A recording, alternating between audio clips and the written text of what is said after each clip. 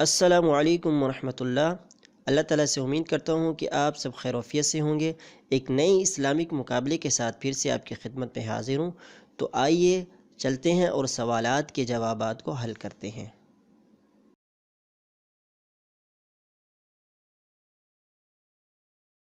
بسم اللہ الرحمن الرحیم۔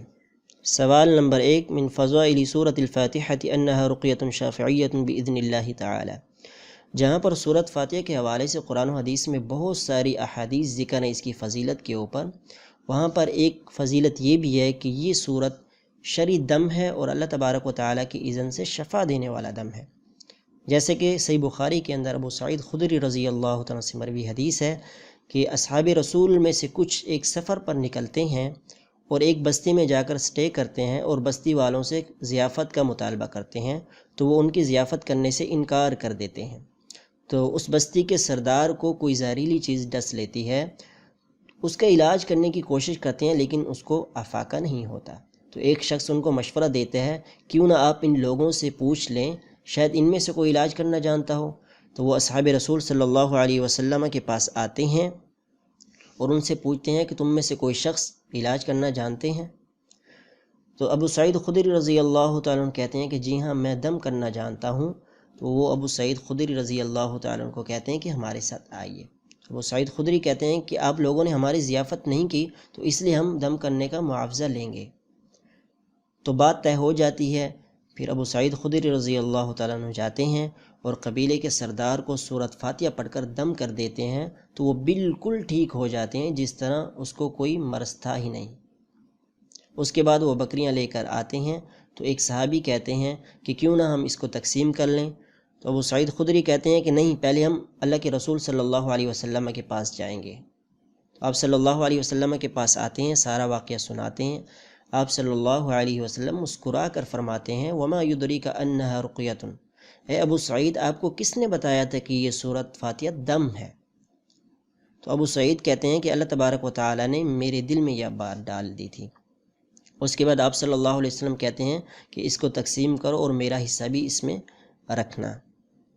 تو یہ سورۃ فاتحہ شرعی دم ہے اور اللہ تبارک و تعالیٰ کے حکم سے شفا دینے والا دم ہے، اور یہ ہر بندے کو یاد ہوتی ہے۔ جب بھی ہمیں کوئی تکلیف محسوس ہو تو کسی اور کے پاس جانے سے اچھا ہے کہ سورۃ فاتحہ پڑھ کر ہم اپنے اوپر دم کر لیا کریں۔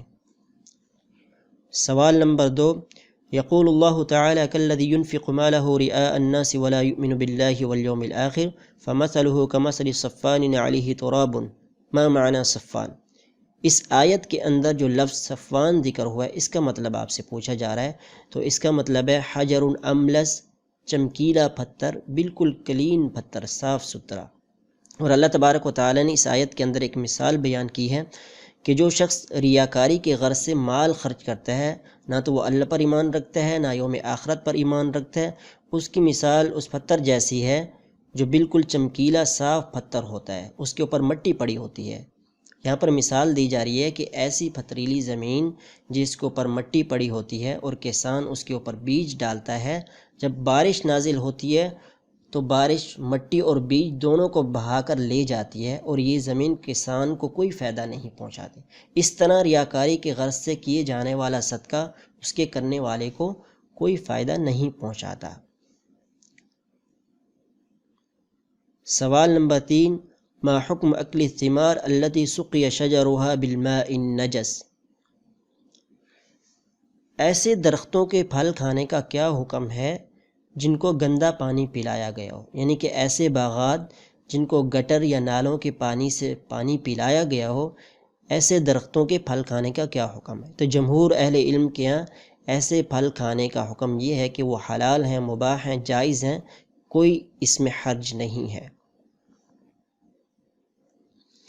سوال نمبر 4، عدت المرأة المطلقہ غیر المدخول بها، وہ طلاق یافتہ عورت جس کو ہم بستری کرنے سے پہلے طلاق ہو جائے تو اس کی عدت کیا ہے؟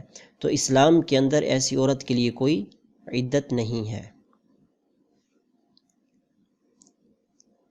سوال نمبر 5، من علامات الساعة الصغرى التي لم تقع بعد، قیامت کی وہ چھوٹی نشانیاں جو ایک مرتبہ واقع ہو چکی ہیں اور دوبارہ کبھی واقع نہیں ہوں گی۔ ویسے تو بہت ساری نشانیاں ہیں، لیکن یہاں پر ایک ذکر ہوئی ہے، تکلیم السباع والجماد للانسان، درندوں کا اور جمادات کا انسان سے بات کرنا۔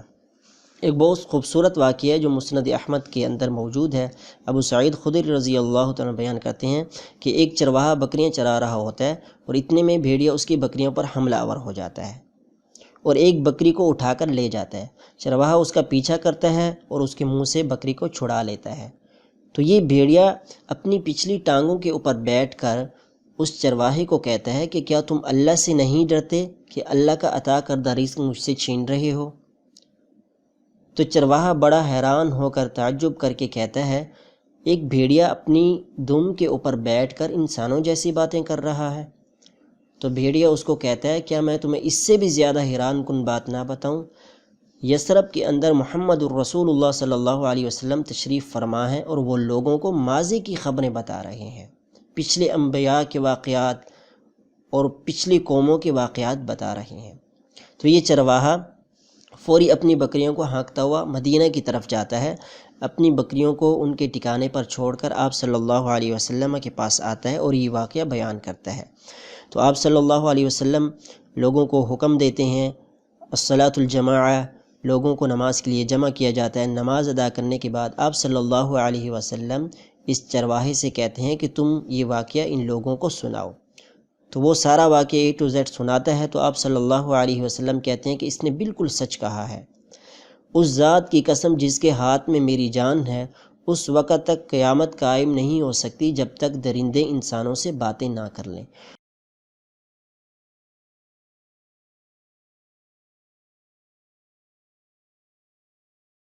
سوال نمبر 6، اعجب النبی صلی اللہ علیہ وسلم بصفتین من محاسن الاخلاق فی اشج عبد القیس وہما الحلم والانات۔ آپ علیہ السلام کو اشج عبد القیس کے اندر دو ایسی صفات تھی جو آپ صلی اللہ علیہ وسلم کو بہت پسند آئی تھی، اور وہ کیا تھی؟ الحلم والانات۔ واقعہ کچھ یوں ہے کہ وفد عبد القیس آپ صلی اللہ علیہ وسلم سے ملاقات کرنے کے لیے آیا۔ یہ وہ لوگ تھے جو نئے نئے مسلمان ہوئے تھے، اور یہ قافلہ، یہ وفد 13 سے 14 لوگوں پر مشتمل تھا۔ تو آپ صلی اللہ علیہ وسلم کی ملاقات کے شوق میں جب یہ مدینہ داخل ہوئے تو انہوں نے فوری اپنی سواریوں کو وہیں پر روکا اور اترے اور فوری آپ صلی اللہ علیہ وسلم سے ملنے چلے گئے۔ اور یہ جو صحابی تھے اشج عبد القیس، اس نے اپنی سواری کو سائڈ پر لگایا، اچھا لباس پہنا اور پھر آپ صلی اللہ علیہ وسلم کے پاس ملنے کے لیے آئے۔ تو آپ صلی اللہ علیہ وسلم نے ان سے فرمایا تھا، ان فیک خصلتین یحبہم اللہ ورسولہ، تمہارے اندر دو ایسی خصلتیں ہیں، ایسی طبیعتیں ہیں، صفات ہیں جن کو اللہ اور اس کے رسول پسند فرماتے ہیں، اور وہ حلم اور انات ہے۔ حلم کا مطلب یہ ہوتا ہے کہ جب انسان کو غصہ آنے لگتا ہے تو وہ اپنے غصے کو روک لیتا ہے، اپنے اوپر غصے کو ہیوی نہیں ہونے دیتا، یعنی کہ وہ طیش میں نہیں آتا، اور اگر اس کو غصہ آ رہا ہوتا ہے اور اس کا ریئیکشن وہ ظاہر کر سکتا ہے، لیکن ریئیکشن کو وہ ظاہر نہیں کرتا، کسی کو غصے میں آ کر سزا نہیں دیتا، جو لوگ سزا کے مستحق ہوتے ہیں ان کو وہ سزا نہیں دیتا۔ اسی طرح اناتن کا مطلب یہ ہوتا ہے کہ جس کے اندر یہ صفت پائی جاتی ہے وہ شخص جلد باز نہیں ہوتا، وہ اپنے فیصلے جلد بازی میں نہیں کرتا، ظاہری چیزوں کو دیکھ کر وہ فیصلہ نہیں کرتا، بلکہ چیزوں کی تحقیق کرتا ہے، اس کے بعد ہی کوئی فیصلہ یا کوئی کام عمل میں لاتا ہے۔ تو یہ بہت پیاری صفات ہیں، دونوں اچھے اخلاق کی صفات ہیں۔ ہمیں بھی ان صفات پر عمل کرنا چاہیے، اور اللہ سے دعا ہے کہ اللہ تعالی ہمارے اندر بھی یہ صفات پیدا فرما دے، کیونکہ اللہ اور اس کے رسول کو یہ صفات پسند ہیں۔ سوال نمبر 7، یقول النبی صلی اللہ علیہ وسلم ان الناس یصیرون یوم القیامت جسن ما المقصود جسن۔ اس حدیث کے اندر جو جسن لفظ ہے اس کا مطلب آپ سے پوچھا جا رہا ہے، تو اس کا مطلب ہوتا ہے جماعات، یعنی قیامت والے دن لوگ جماعات کی شکل میں بلائے جائیں گے، اور ہر نبی کی اپنی جماعت ہوگی۔ یہ شفاعت والی حدیث مشہور ہے کہ تمام لوگ انبیاء کے پاس جائیں گے اور ان سے سفارش کا مطالبہ کریں گے، تو ہر نبی دوسرے نبی کی طرف ریفر کر دے گا اور آخر میں یہ شفاعت کا سلسلہ آپ صلی اللہ علیہ وسلم کے پاس آ جائے گا، اور آپ صلی اللہ علیہ وسلم لوگوں کے لیے شفاعت اللہ تعالیٰ سے کریں گے اور لوگوں کا حساب کتاب شروع کیا جائے گا۔ سوال نمبر 8 ہے، عن ابی امامہ الباہلی رضی اللہ عنہ قال سمعت رسول اللہ صلی اللہ علیہ وسلم یقول اقرؤوا الزہروین۔ ابو امامہ رضی اللہ عنہ سے مروی ہے، وہ کہتے ہیں کہ میں نے رسول اللہ صلی اللہ علیہ وسلم کو فرماتے ہوئے سنا کہ اقرؤوا الزہروین، تم زہروین کی تلاوت کیا کرو۔ تو زہروین سے کیا مراد ہے؟ زہروین سے مراد سورۃ البقرہ ہے و سورہ آل عمران ہے۔ آپ صلی اللہ علیہ وسلم نے فرمایا اقرؤوا القرآن فإنہ یأتی یوم القیامۃ شفیعا لأصحابہ، تم قرآن کی تلاوت کیا کرو کیونکہ قیامت والے دن یہ اپنے پڑھنے والے کے لیے سفارشی بن کر آئے گا۔ اور خصوصی طور پر ان دو صورتوں کا ذکر کیا، اقرؤوا الزہروین، کہ یہ دو زہروین کی تلاوت کیا کرو، دو نورین کی تلاوت کیا کرو، دو روشنیاں ہیں یہ۔ اور آپ صلی اللہ علیہ وسلم نے سورۃ بقرہ کے متعلق فرمایا کہ جس گھر کے اندر سورۃ بقرہ پڑھی جاتی ہے، تلاوت کی جاتی ہے، اس گھر سے شیطان بھاگ جاتا ہے۔ تو ایسے گھروں کے اوپر کوئی جادو ٹونا وغیرہ اثر نہیں کرتا۔ تو ہمیں قرآن کی تلاوت کرنی چاہیے، اور خاص طور پر سورۃ بقرہ اور سورہ آل عمران کی تلاوت کرنی چاہیے۔ سوال نمبر 9 ہے، فی العام السابع الہجری بعث النبی صلی اللہ علیہ وسلم عمر بن خطاب رضی اللہ عنہ فی سریۃ الی منطقۃ تربہ۔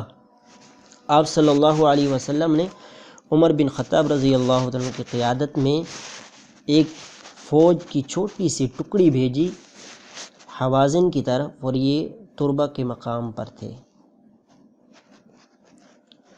سوال نمبر 10 ہے، آپ سے پوچھا جا رہا ہے کہ الموقع الدرر السنیہ کی طرف سے موبائل اپلیکیشن کی صورت میں 6 اپلیکیشن جو ہے لانچ کی گئی ہے، اور 3 کا تعلق ان میں سے الموسوعۃ الفقہیہ کے ساتھ ہے، یعنی کہ فقہی مسائل کے ساتھ 3 کا تعلق ہے۔ تو اس کے بارے میں آپ سے پوچھا جا رہا تھا۔ تو الحمدللہ ہمارے 10 سوال مکمل ہو چکے ہیں۔ تو بیانات المتسابق، اسم المتسابق میں آپ نے اپنا نام درج کرنا ہے جو آپ کے شناختی کارڈ کے مطابق ہو۔